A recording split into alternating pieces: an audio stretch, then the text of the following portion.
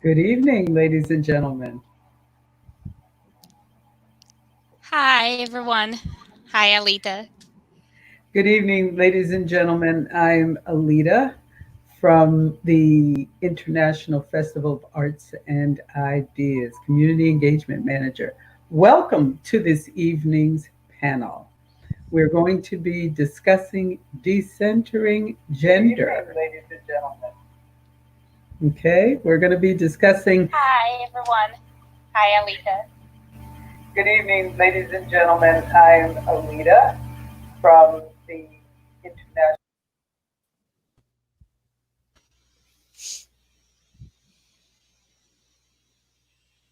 All right.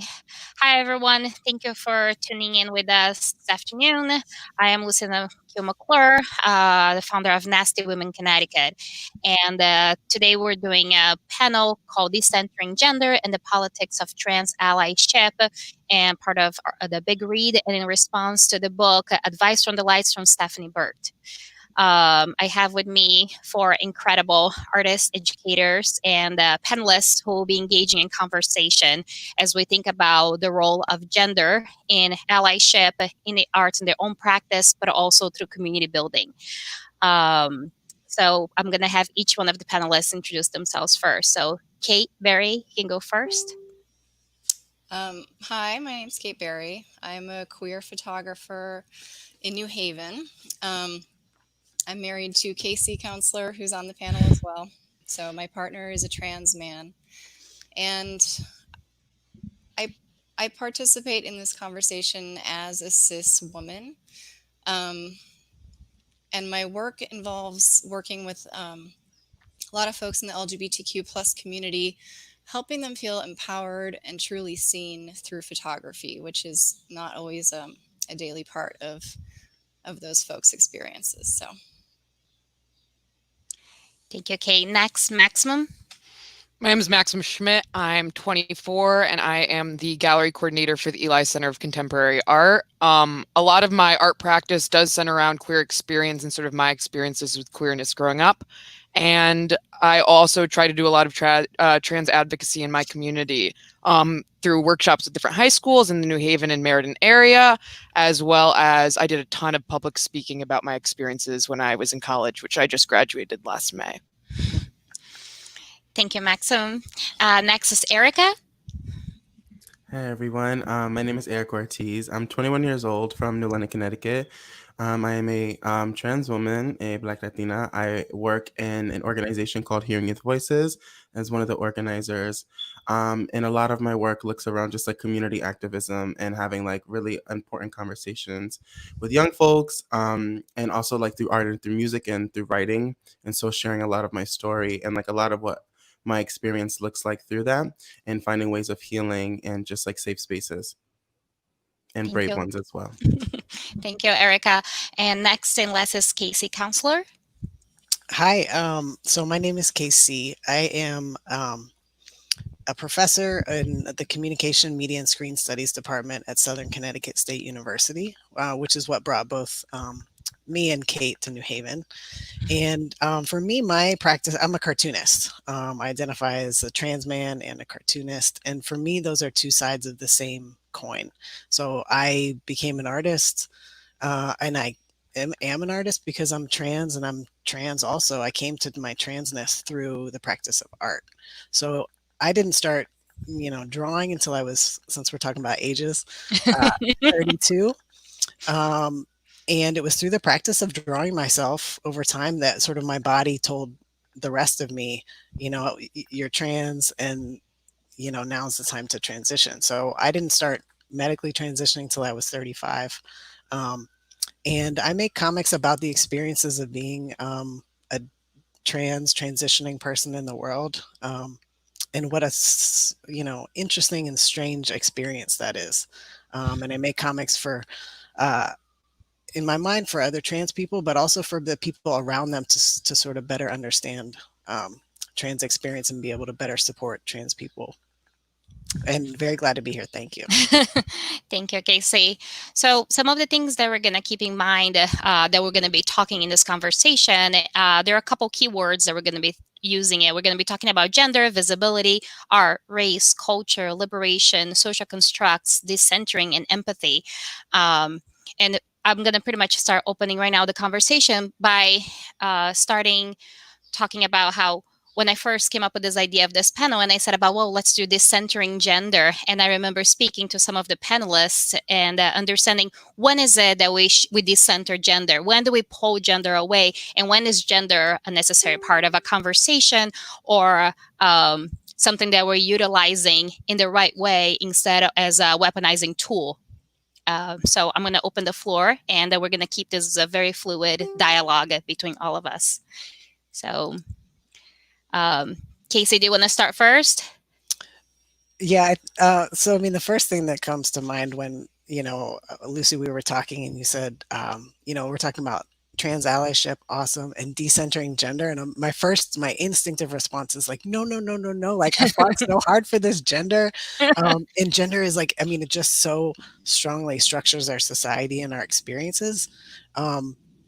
That my first response is that we can't, like, how could we decenter gender when it's so central to our experience? And then, and also, gender joy and gender euphoria is such an important part of owning our trans existence. That I think it's a complicated question though, because I think what you're getting at maybe is something that's not quite decentering gender, but thinking about feminism perhaps beyond rigid categories of sex or gender. Absolutely. And Erica, do you think you had a few thoughts too about that in this conversation? And everyone, we're just going to keep dialoguing between each other. So please just jump in. But you're right. And I think that was one of the reasons of how this started because, doing Nasty Women Connecticut and talking about feminism, intersectionality, inevitably coming to these questions about gender and but also addressing the history of feminist movements and how they've never welcomed trans voices. And so how do we shift that? How do we repair? Yeah, I think of a few things, and I think one of the things that my mind keeps coming to, and we spoke about this, I think, is the ways that we weaponize gender, and so and how that just shows up in spaces. And then just recognizing what in movements and how we're not including people, I think recognizing the systems of oppression that are existing and why we see those. And so like sexism, misogyny, and patriarchal systems. And then in the ways that they use gender as a tool to further separate and keep us in boxes, because then there's control there. And so when we don't have control over things and there's gray areas for us to explore, right, that means that we have to question ourselves, what would our gender expressions look like if there wasn't a guideline to do this particularly and specifically? I think sort of what I'm gathering from Casey and Erica, and I sort of share the sentiment too, is it's not so much about decentering these identifiers as it is deconstructing them and deconstructing the systems of power that sort of influence and inform them. Additionally, sort of how do we, because what Erica's saying is, how do you conceptualize gender if you have no sort of parameters as to what gender means? I hear a lot about, destroy the gender binary. I absolutely concede with destroying the binary idea, but I think that's sort of short-sighted in terms of how male and female identifiers are significant for some people. You can have male and female gender categories without it being a binary. Because I think, there's this tough sort of duality of how do we use language to empower ourselves to be able to identify in a certain way, like Casey saying, we fought for our gender. I absolutely share that sentiment, without making it a sort of limiting factor as well. Yeah, I completely agree. Yeah. And it's a double-edged sword. Totally. And I think this is where the conversation gets sort of interesting when we're talking to and with cis folks, especially, and by cis, I just mean you're born assigned the gender that you align with today. So I'm a cis woman. I was assigned female at birth, and that makes sense to me. when I talk to cis people who don't have much experience with trans people, or they don't know that they do, what I realize is that a lot of the curiosity that they have towards trans folks or gender nonconforming folks, or a lot of the judgments that they might have, really, in my opinion, comes out of a lack of ever having to critically deconstruct their own gender identity. Just like race, white folks like myself, we don't really have to think much about race. It's a privilege to be white, and that privilege is pretty invisible to us unless we choose to start paying attention to it. Similarly, cis people like myself, I feel like a woman and the world agrees with me. I'm not getting any pushback about that. And so it's something that I never really have to think about. And so trans folks and gender nonconforming people, they've had to do a lot of work around gender that cis folks just haven't had to do. So I like to kind of open up that kind of conversation with other cis people.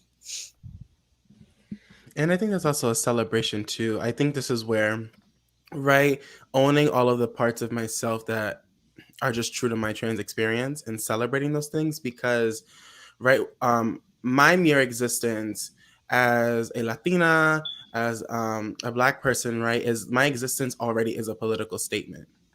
You know, and so stepping into that fully and like celebrating that and being like, oh, I have an experience of a kind of freedom within exploration like that cis folks aren't allowing themselves to have because of that weaponized idea, because of, okay, if I get to experience freedom, what does that make me? And instead of trying to create a way to specifically exist, these things can exist without a guideline. And if guidelines make sense to you, then that's true to your experience. And so getting to the point of like, our humanities are tethered. And so when we recognize that that's at the core of these conversations, then I think we can all experience a kind of freedom of interaction with each other. But we got to get there first and understand that your humanity isn't favored over mine because I have a sense of freedom within my gender, within my body that doesn't align with yours. Impeccably put. Literally hit the nail on the head. I think we're done. Yeah, exactly. All right, we're done, boys. We did it. Erica did it. She wins the panel. I think a lot of it too is that human beings are designed to be pathologically attracted to categorizing things. Because we're so language based, and we find language, especially in terms of identity, to be such a sort of liberating front. I mean, in terms of reclaiming language, in terms of identifying language, etc. But again, it's also sort of a limiting factor. And you know, I think part of it is because we are so inclined to categorize things, we forget that everything around us exists in gradation.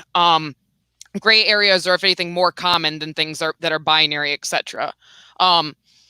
And so thinking about male and female, or trans and cis as sort of these points within this infinite spectrum, it's not something that cis people, it's the inherent privilege of being cis. You don't have to think about that. Sort of, you don't have to think about things in this more abstracted way unless you challenge yourself to do so, or you have exposure to trans people within your life. So you sort of empower yourself on that end to make that more sort of educated decision, trying to sort of empower your own thinking.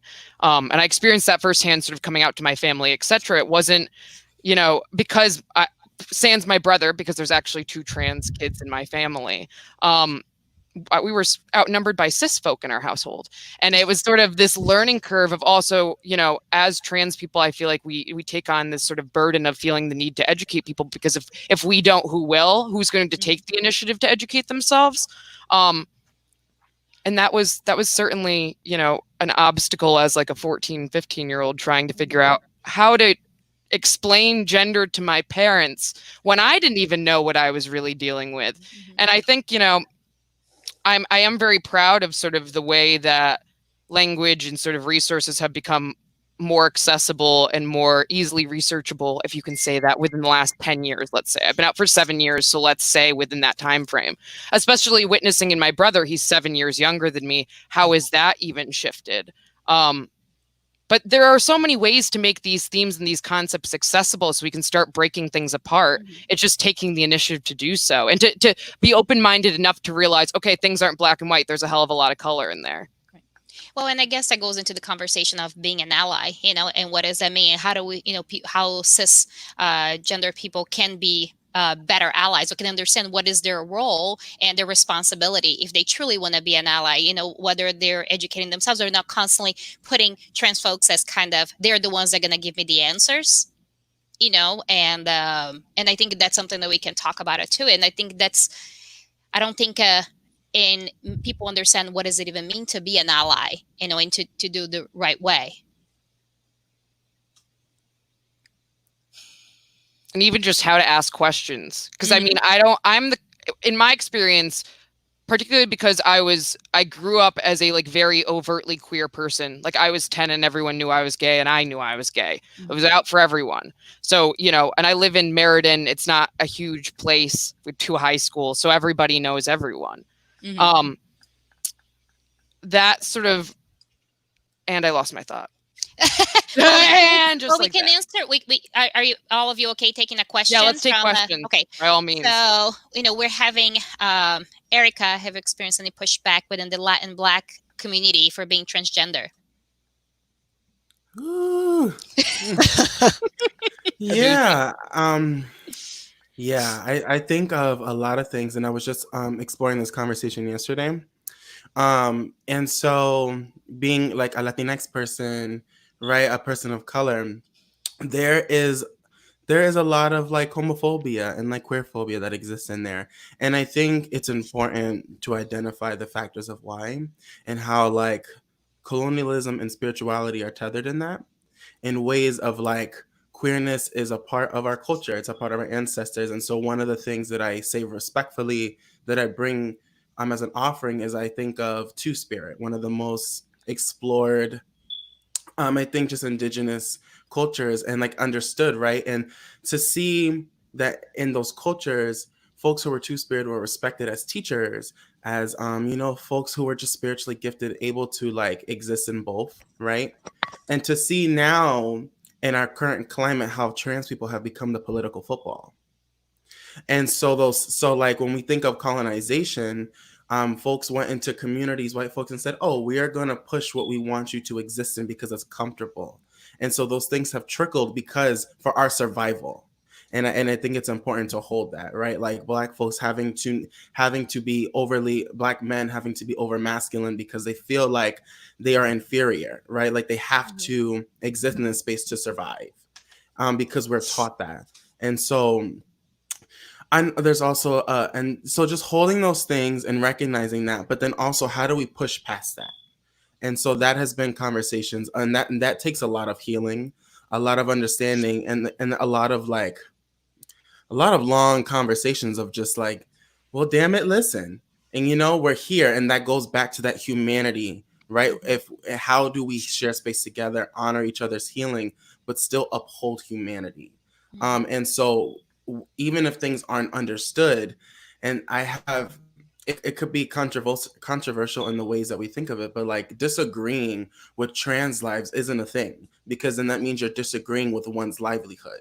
And I don't think that's what us as humans see ourselves aligning with. And so I think once we understand that and can conceptualize it in our minds, we can have healing in communities of color and Black communities.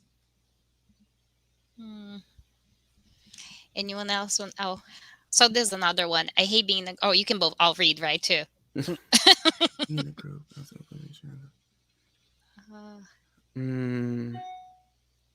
And I guess that goes into allyship, being an ally, and how is it that we uplift trans voices, we hold space, and instead of just being silent and watching, the frustration.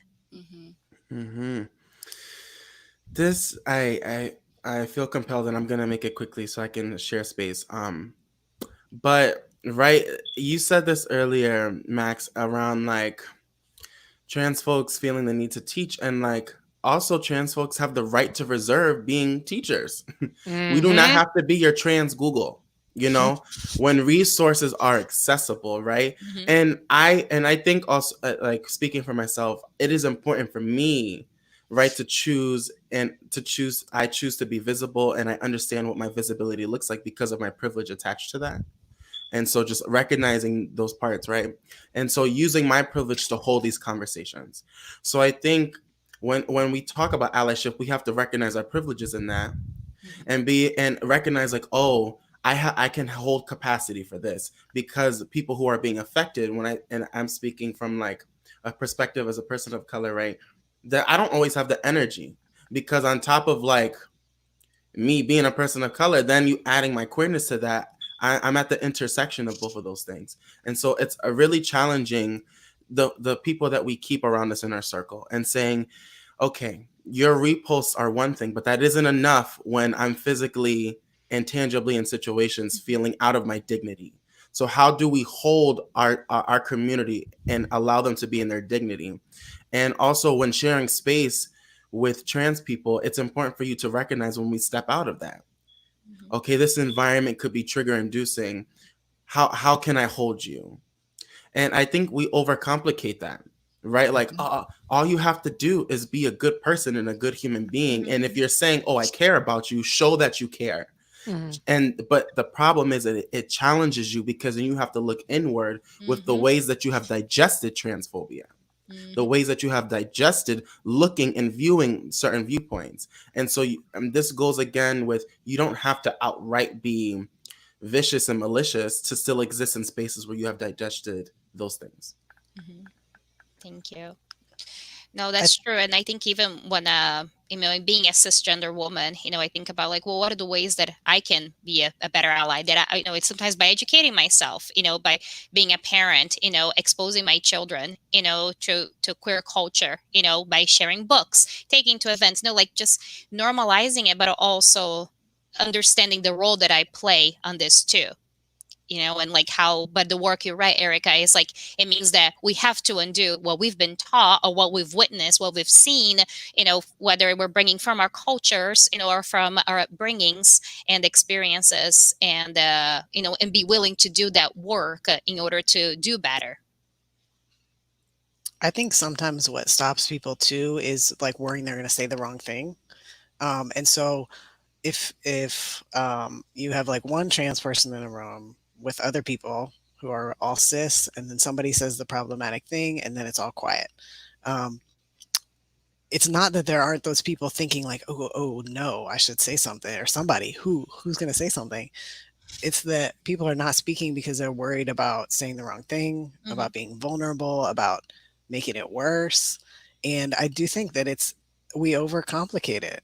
Like allyship is as listening and being a good human being, and risking saying something wrong to move to show that you're making some effort to include that trans person, to not just leave someone hanging out there. And maybe just thinking about, removing the label. So just find the humanity and just be a good human being. And I think we had a couple conversations about this, that we said, it's just whether you are an ally, or whether you're thinking about how the ways you can do better in any point in your life, or any kind of like being an active player in any kind of social movement and any kind of cause. It really means that just do the work, just out of like your own goodness, and seeing people for their spirits, for who they are, and, without having to labeling and defining it and complicating it, but just acknowledging it, holding space and respecting it, and entering with love. Yeah, empathy as the basis for all of this it's so simple. And I do think a lot of cis folks really, really struggle with overcomplicating the ways that they're thinking about really anyone who isn't like them, but trans people and gender non-conforming people too. It comes down to, as a cis person, I'm not constantly defining myself by my gender. It's certainly a part of my identity, but it's not like I'm walking around the world thinking I'm a woman, I'm a woman, I'm a woman, you know. And it would be really weird if everyone treated me as though that were my only identifying quality. Mm-hmm. But I think so often trans folks are treated that way. It's like the only thing that cis people can see about them, and the only thing that they can react to. And similarly, you know, in thinking about internalizing empathy, golden rule, kind of simple stuff here. As a cis woman, I walk through the world, you know, I wear makeup, I wear feminine clothes, my hair is long. No one is accidentally calling me by the wrong pronouns. No one is looking at me and saying, like, you're a man. And when I say, no, I'm a woman, arguing with me about it. Like, that's not something that I ever have to experience. That's not something that most cis people have to experience. But that's something that trans and gender nonconforming people face on a daily basis. So thinking about if you're ever in a position of having an impulse to argue with somebody about their proclaimed gender, or you're getting confused about their pronouns or something like that, turn it around and just think how disorienting and bizarre and incomprehensible it would be if someone did that to you. Yeah, that makes me think of a lot of things. Right, that makes me think of like one, how we treat women in the world, right? How we digest women, cis women, and what their identifiers are. Oh, their body, their genitalia, they're this, they're that. And so that is why when we're talking about trans women and trans folks in general, it becomes automatically about gendering our genitalia. It becomes about the parts of ourselves that is no longer your business. And so recognizing my relationship to my body is not yours. And so conceptualizing them. And then I think to push a little deeper with allies, right? Be an ally for all trans people before transitioning and prior. And because again, it is what is digestible. So I think really challenging you on what is digestible, because trans people are not something to be digested, right?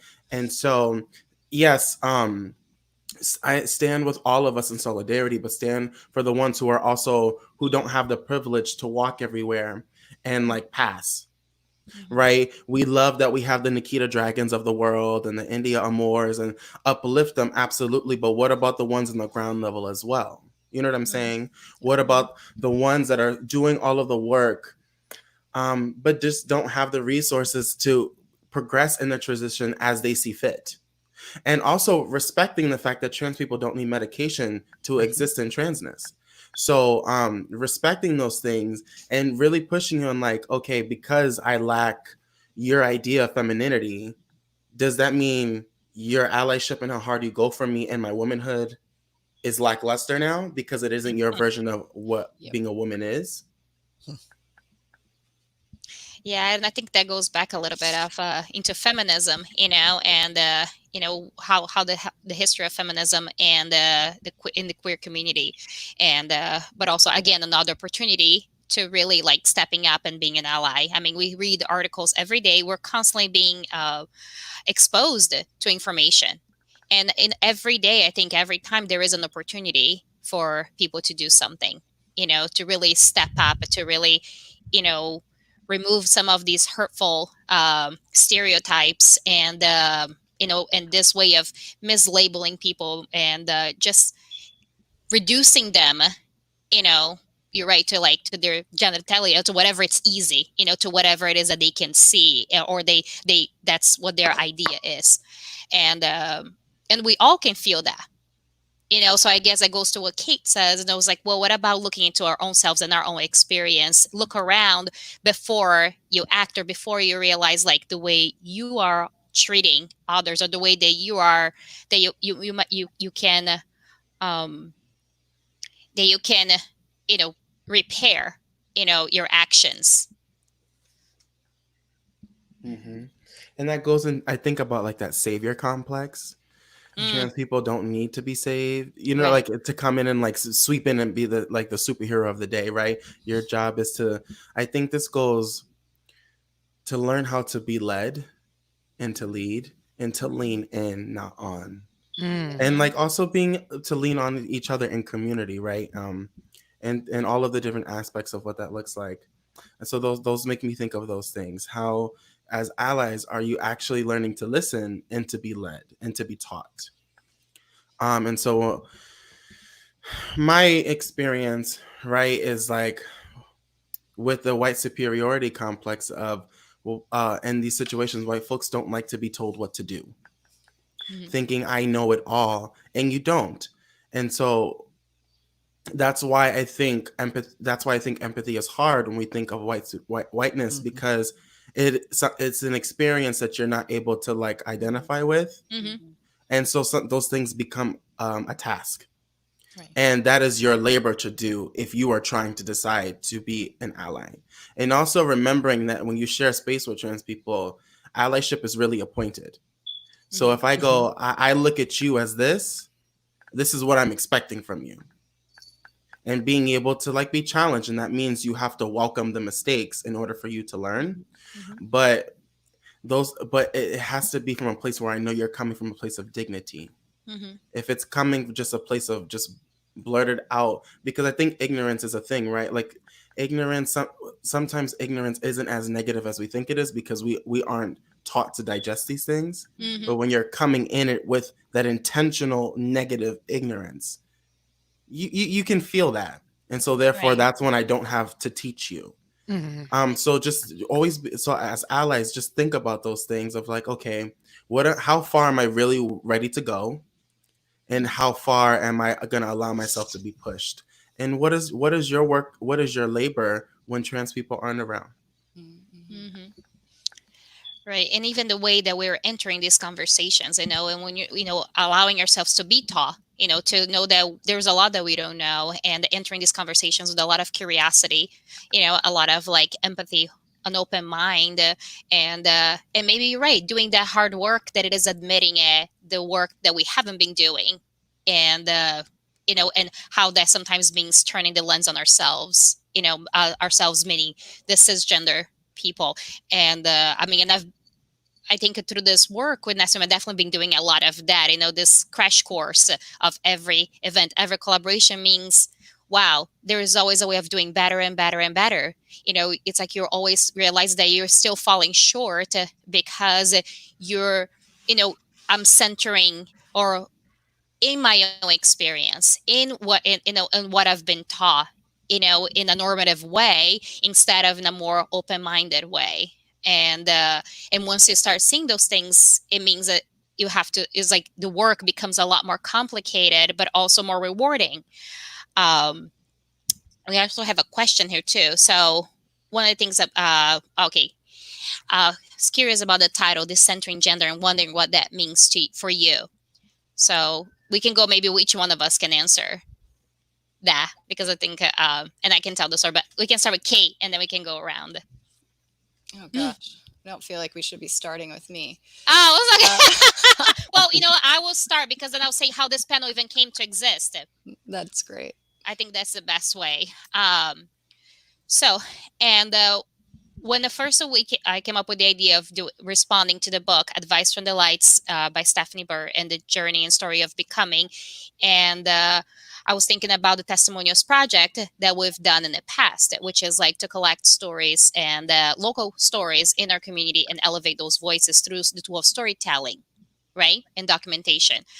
But after having a couple of conversations, and also thinking that something didn't seem right about that, by being a group of cisgender women, that talk about feminism and feminist rights, all these things, all of a sudden, the idea of collecting these stories felt tokenizing, and it felt that it was not allowing for the heavy work, which meant the conversation to happen, because it was being based only in my own experience and an experience of mostly cisgender women and how they would talk about it.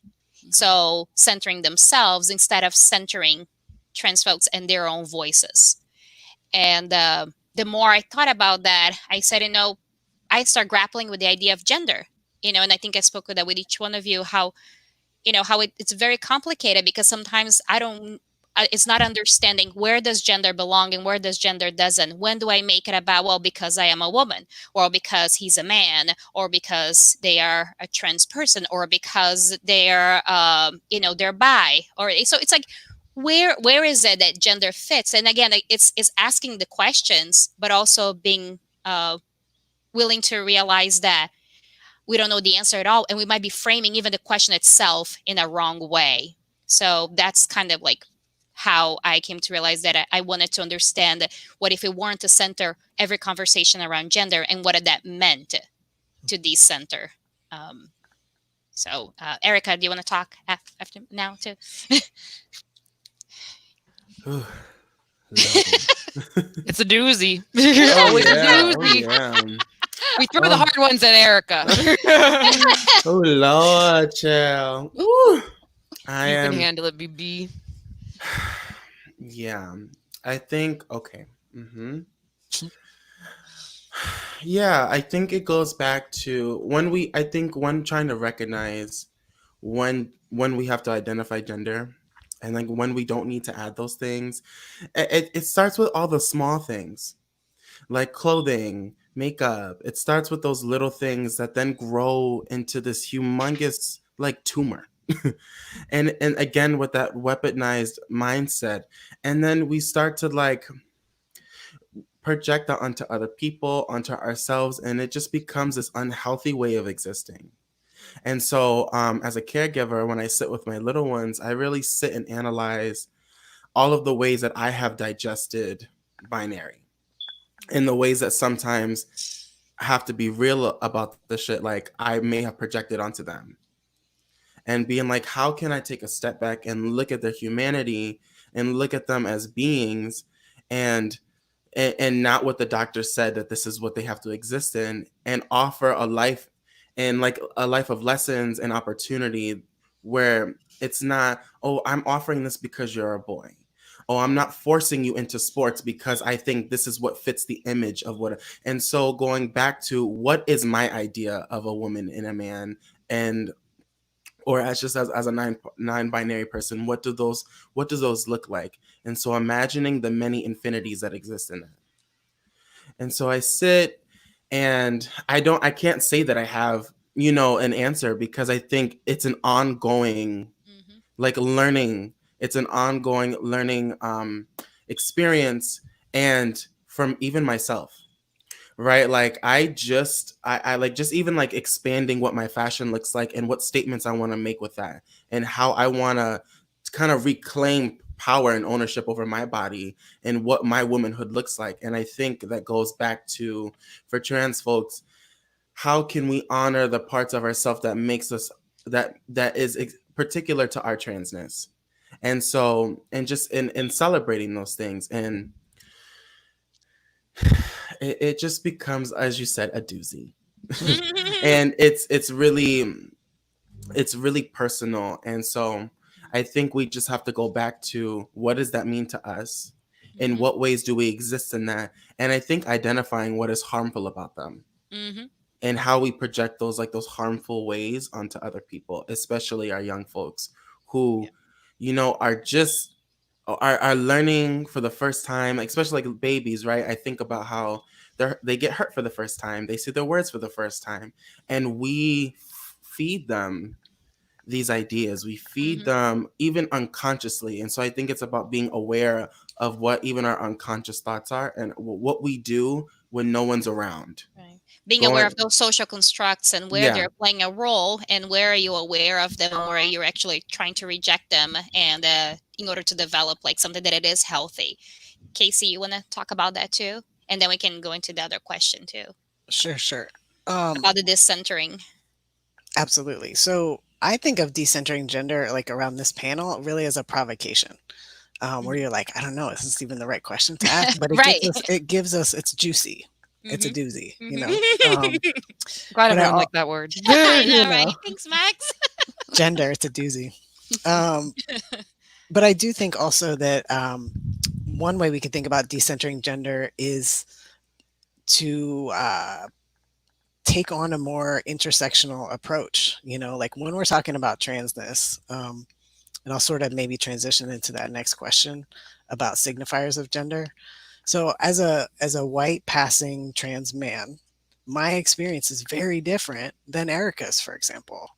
And that depending on our our race, our age, the region we live in, our physical body, all of these different things, um, that really impacts our experiences in the world. So we can say that, you know, trans people, like, we do have certain core things in common from the experience of being trans across identity groups, but we have to talk about the ways that the other parts of our identities and our positions in the world to intersect and make a difference there.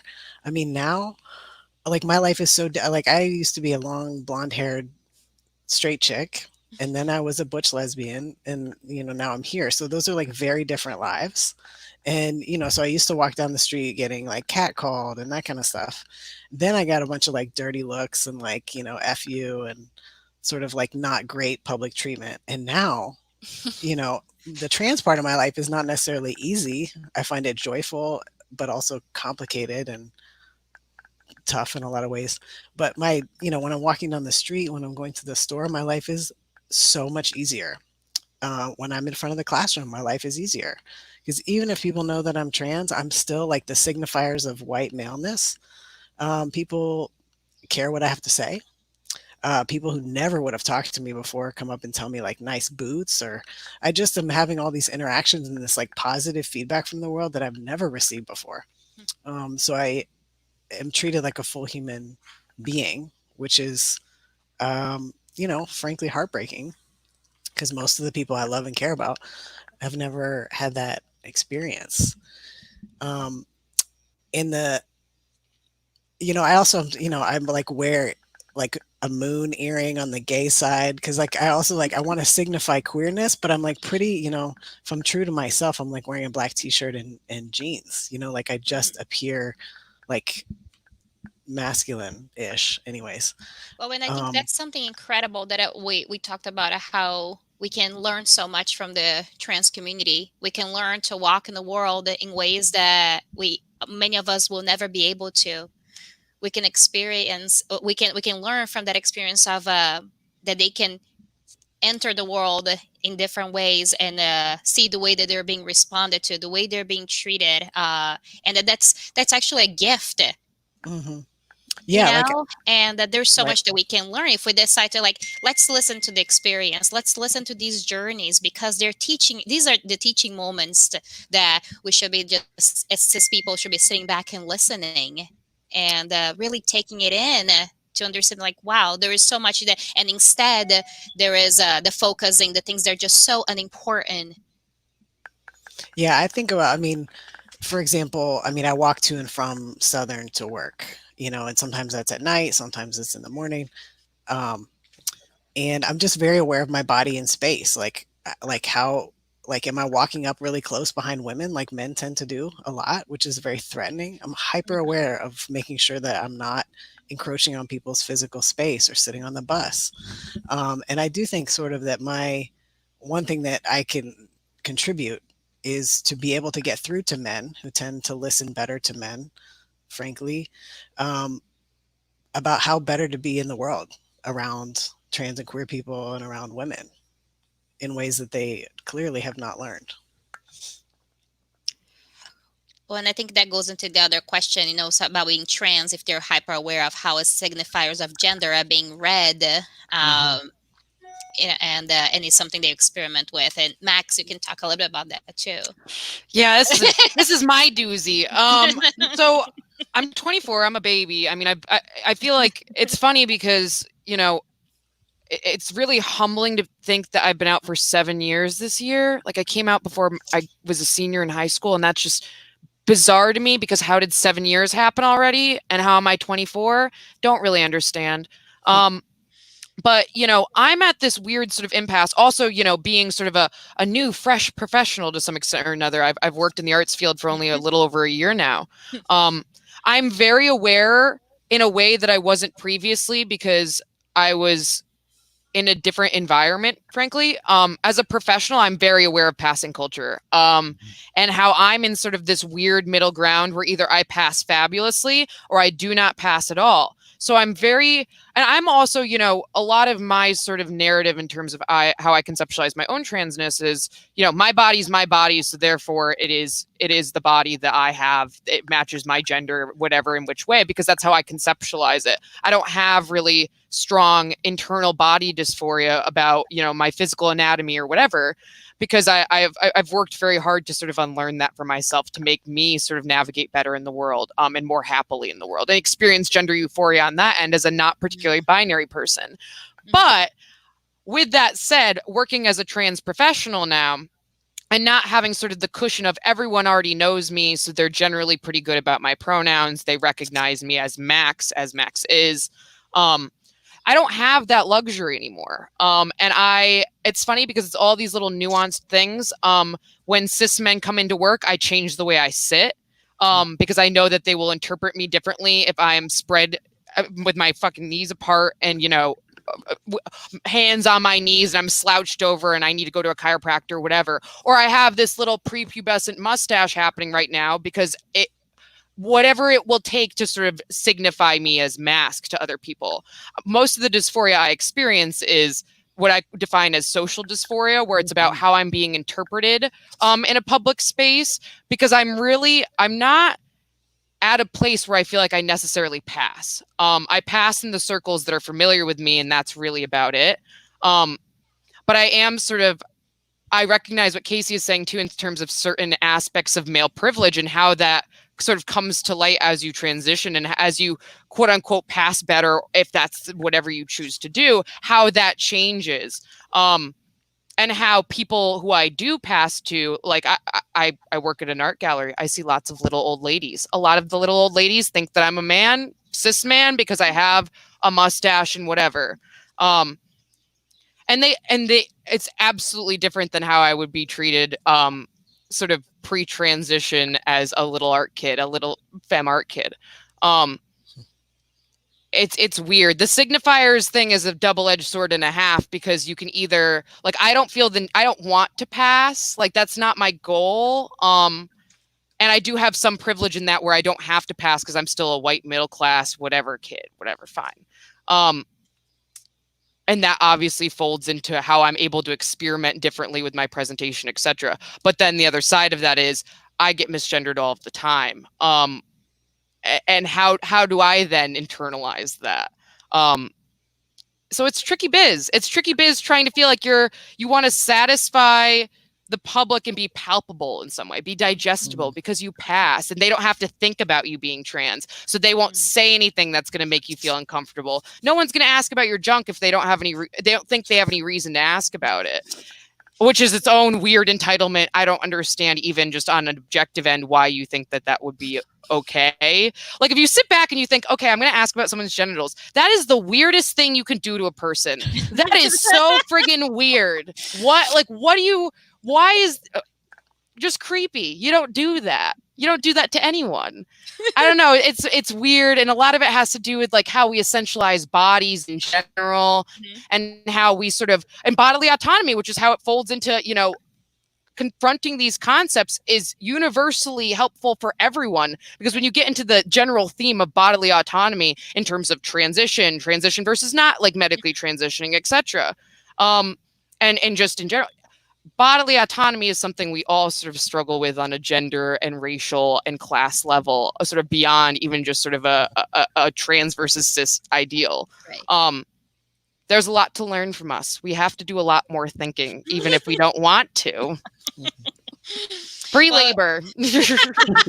Well, and I think that goes into that other part of the conversation that we had yesterday, you know, is like about, well, is there a way to inviting, you know, our communities, you know, to imagine this alternate reality, this alternate society and community that we live in, where we can reject it, you know, this agenda that is like trying to name, to label, to reduce you to, you know, to your gender, and to reduce you to like parts that, you know, there are part of you, but they're not just the only thing about you.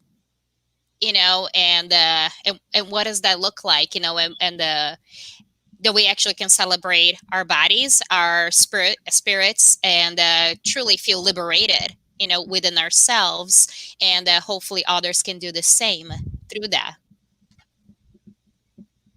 Mhm. Oh, there's a tension in feminist space. People, yeah, just a bit more about that. Particularly space for lesbians of color and how to figure out a way to be inclusive while fighting for representation for lesbians. This is a fantastic question. Yeah. Ooh. A doozy. It's You knew kind it of was a coming, guys. doozy.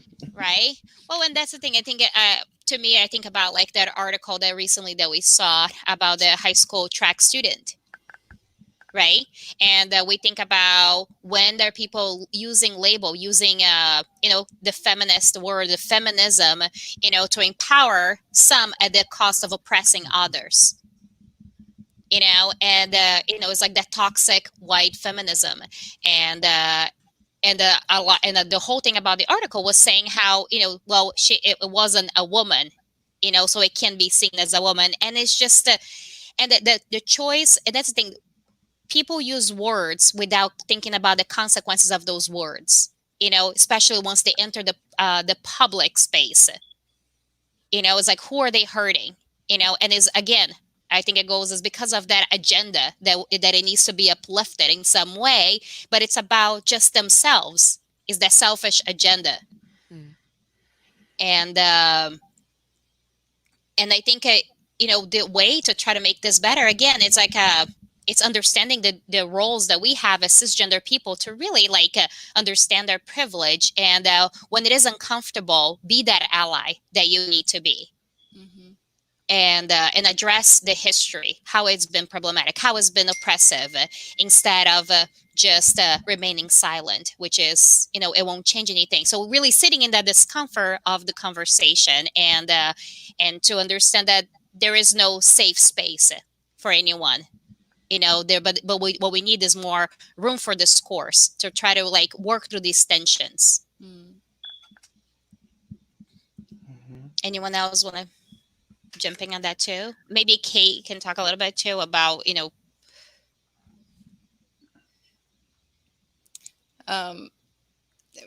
you want to finish your sentence? oh talk about about feminist spaces, and the fight for inclusion, and in how women of color who remain underrepresented in media, politics, culture relative to gay and bisexual men. So I think about representation as well. Well, I mean, I can't speak to representation of women women of color, but what I can say is that anywhere that we can recognize privilege in our own lives, and there's a whole lot of people who don't like that word, but I think that they can get over it. I can recognize that I have a lot of privilege in a lot of ways. And that does not mean that my life is easy. It doesn't mean that I don't have problems. It does mean that there are a whole slew of problems that I never even have to become aware of, and that I don't have to face on a daily basis. And so in places of, if we're thinking about what has traditionally been a pretty mainstream white feminism, I think there's a lot of opportunity to shut up. I think there's a lot of opportunity to really listen, and I'm talking about radical listening.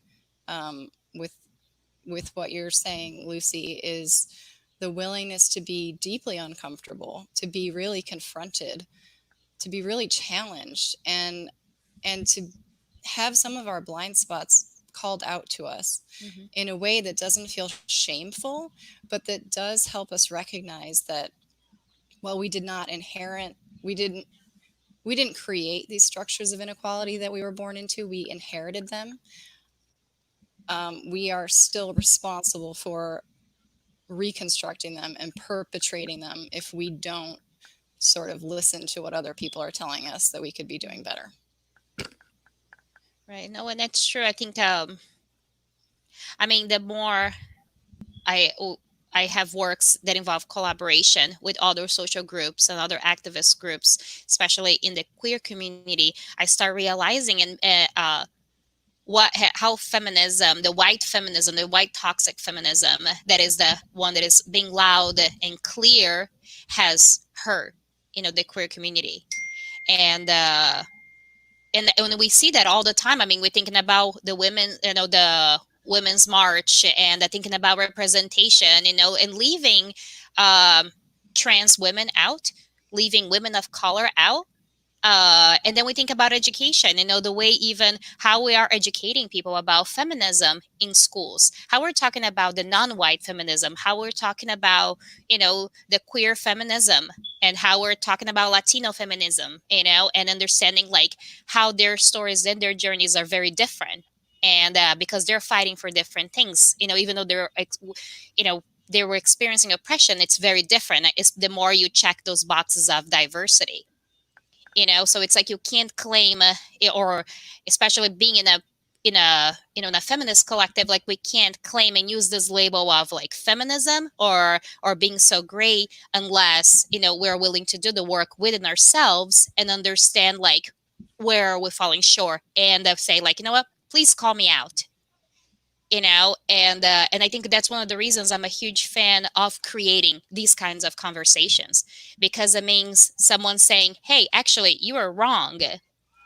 Let me rephrase what you just said. Let me fix this for you. Or let me just say that, what, maybe you should read this right now and then come back and talk to me later. And the having to do that hard work of undoing the things inside of you, and like you said, okay, without feeling that shame, but feeling that, thank God I'm not being told this, because now I can start doing some work instead of continuing to propagate the problem, with my blinds down, thinking everything is great because I'm not turning around. Mm. Mm-hmm.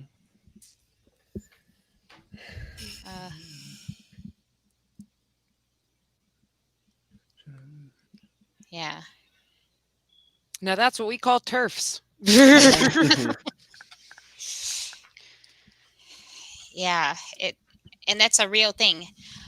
So we have a few minutes left.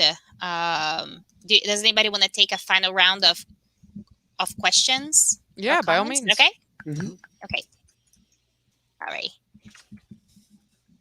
I knew an hour was not going to be enough. We all knew that. Of course. Ouch. So let's see. Is there anything else? Or if there's anything anybody want to say before we go, if there's any final things. I mean, we talked about, inviting people to really think about an alternate reality. Thank you for time to hold this panel. Is there a question either privately or after this panel ends? Yeah, I don't see why not. I mean, my Yeah. contact info is readily available. Mine too. Same. Okay. And I love to talk. The only thing I'll warn you is if you talk to me, I will not be quiet. So it's just to give that disclaimer beforehand that you're opening up Pandora's box. Mhm. But if you're willing to do that, I'm your guy. Yeah, as we all know, I can talk. You said any like final thoughts? Yeah, anything else anybody wants to share, kind of leave in with it? I know it's, not enough time, of course, for more, but maybe. Yeah, I do have a thought. Yes, or two. please. It's a hard pill to swallow for cis women and for cis people, but cis women do not own femininity. And I think once y'all understand that, then we can talk about ways to be more inclusive with feminist spaces and movements, because you do not own femininity. And if your feminism isn't intersectional, it fucking sucks. So I think And that's that on that. there needs to be Like- space for dreaming of liberation and remembering that liberation is only accessible when all of your people are free and all of your people have access to it. And we shouldn't segregate those things because our humanities are tethered. So I really want people to sit with that your humanity is my humanity, and like we need to experience that together and dream of not a utopia, but what is a world where we can celebrate bodies and energies and each other without boxes of guidelines of how we should and shouldn't speak and embrace each other. It was beautifully put. Yeah, I mean, a world where trans women of color are thriving is a world where everybody's thriving. You know, sometimes I feel like, you know, people think like, oh, if more groups have power, then I'm going to lose power. I mean, maybe, but mostly if, you know, our humanities are all linked. And that's like becoming more clear every day.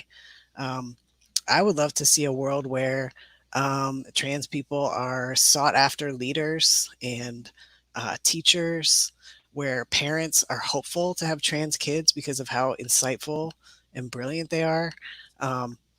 Because we do have vision. We have vision, and I think that there are. I don't know. I have no statistics to back this up, but I do think that perhaps more trans people are artists because we have that kind of vision and that kind of creative capacity. Because we are being trans is a creative act, as a daily form of existence. I think, you know, my sort of dream vision for this, or like the sort of great culmination of sort of picking apart the decentering gender concept is, you know, I would love to someday see a world where we can have gender. Sure, everyone can have a gender if they want. But gender is not used as a vehicle for oppression and limitation. I think that we can have identifiers, we can use language, we can, whatever sort of journey each of us takes within that sort of the parameters of language. But I hope to one day see it as not a weaponizing force. You can recognize things without sort of, we always like to take the good things and mess them up, don't we? You know, I'd love to see gender as sort of this source of celebration, and where we sort of really appreciate and value the variation. I mean, bodies are amazing. Have you ever seen a body? They're great. And there's so much for us to see, and there's so much for us to learn. And I would really implore people to do what they can to learn about gender, learn about trans experience, learn about allyship, but just in general to learn and to have that very central empathy for one another. We're all tethered to one another. We're all people at the end of the day. And, you know, at the end of it all, that's the most unifying force if we let it be.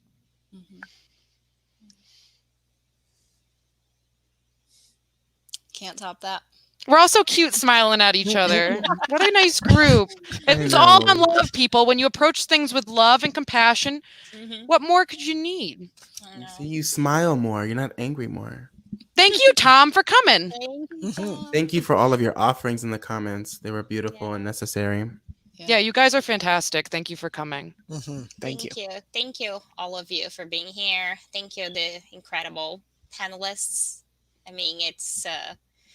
I think we could do this for hours and hours, and I hope that we can do this more Absolutely on off screen, you know, and more action, more collaboration, and so hopefully we can start reimagining this community, this world, you know, right here in our own neighborhoods, in our own spaces right now. So thank you, and thank you to everyone that was here too. Really appreciate it. I'm very inspired. So thank you. Thank you, guys. I'm proud of this little team. Thanks, everyone. Yeah, support trans artists, please. Yes. Support Yes. all Now of you know. them. Now you know 4 queer folks you can come support. Just saying, my pocket's open. Yes. Okay, if you want me to write for you or, you know, sing a something, let me know. Yes, and we have all their information on our, you know, on our Facebook page. You know, we'll be having on our website as well, so you'll be able to connect with each one of them, their work, and find how we can support that and continue this conversation. So thank you, everybody. Thanks. Thanks. Thank you.